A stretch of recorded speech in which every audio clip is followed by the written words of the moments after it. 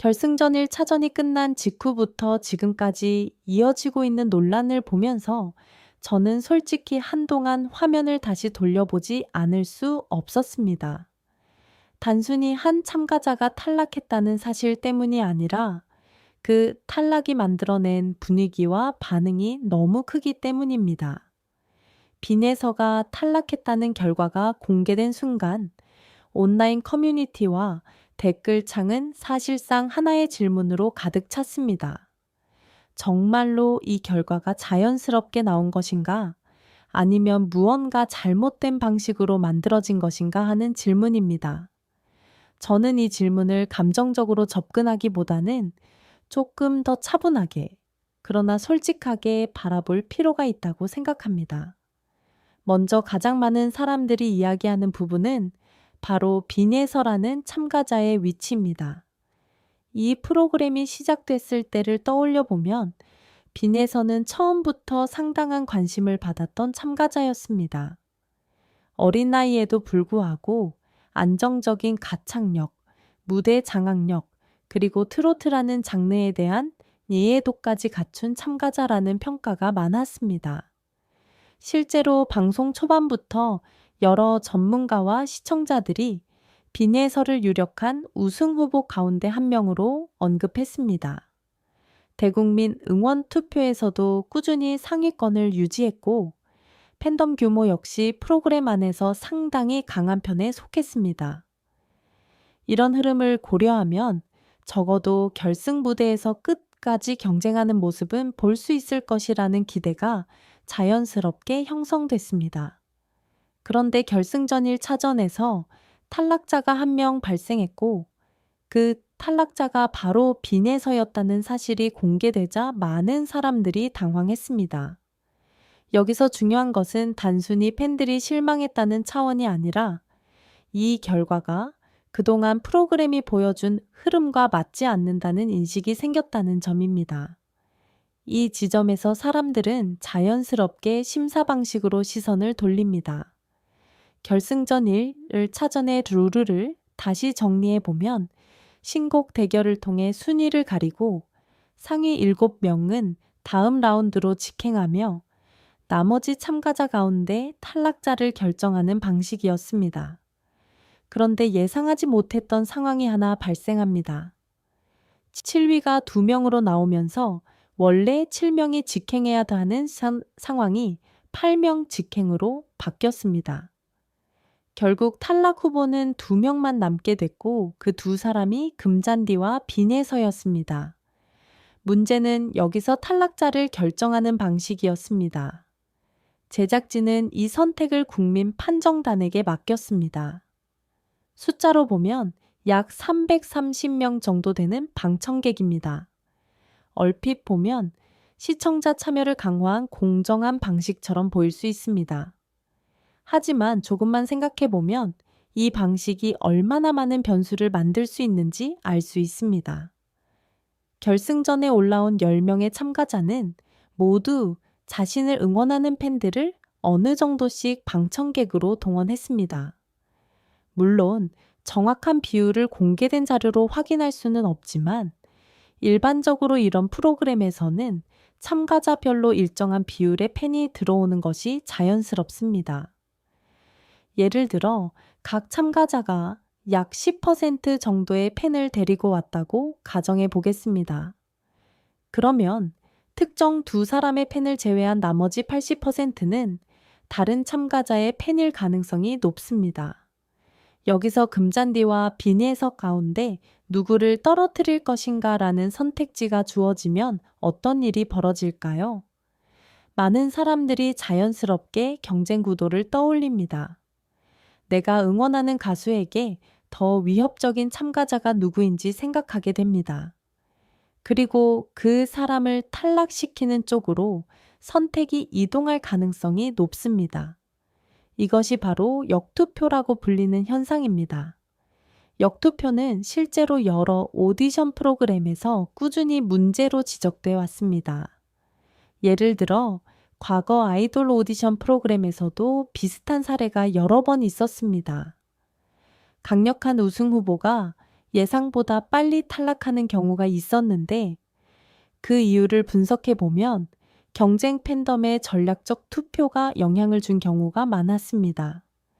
이런 상황을 잘 아는 제작진이라면 결승 무대에서 탈락자를 결정하는 방식을 훨씬 신중하게 설계해야 했습니다.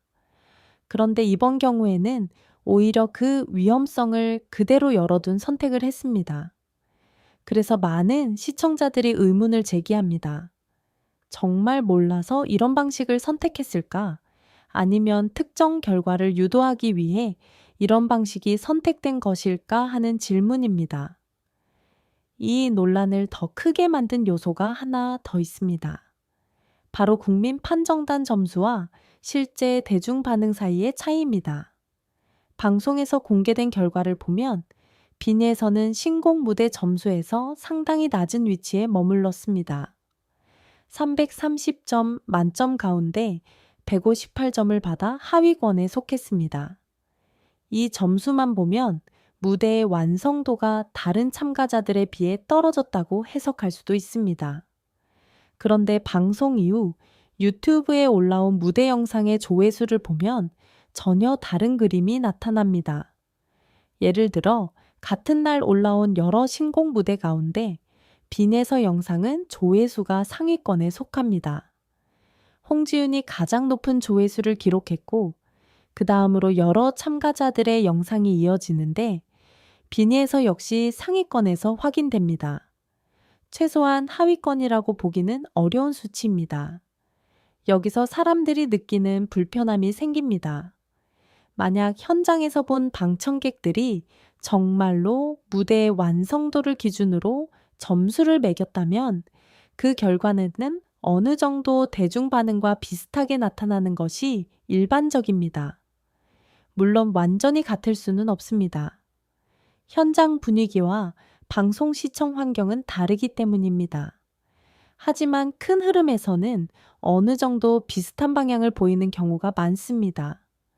그런데 이번에는 그 흐름이 크게 어긋나 있습니다. 이런 차이가 발생하면 자연스럽게 질문이 생깁니다. 국민 판정단의 점수가 정말로 투명하게 집계된 것인지, 아니면 제작진이 공개한 숫자를 그대로 믿어야 하는 것인지 하는 질문입니다. 실제로 방청객 투표 시스템은 외부에서 데이터를 확인하기 어렵습니다. 버튼을 눌러 점수를 매긴다는 방식이기 때문에 개별 데이터가 공개되지 않으면 시청자는 결과를 검증할 방법이 없습니다. 이런 상황이 겹치면서 일부 시청자들은 제작진이 이미 결과를 어느 정도 염두에 두고 있었다는 의심까지 제기합니다. 물론 이런 주장을 단정적으로 사실이라고 말하기는 어렵습니다. 그러나 합리적인 의심이 생길 수 있는 조건이 만들어졌다는 점은 분명합니다. 프로그램을 오래 지켜본 사람이라면 알겠지만 오디션 프로그램은 항상 드라마를 만들어냅니다. 예상 밖의 결과, 긴장감 있는 경쟁, 감정이 폭발하는 순간들이 시청률을 끌어올리는 중요한 요소입니다.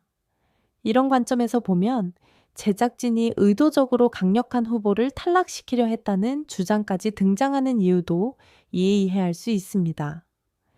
강력한 우승 후보가 탈락하면 프로그램 전체가 큰 화제를 얻기 때문입니다.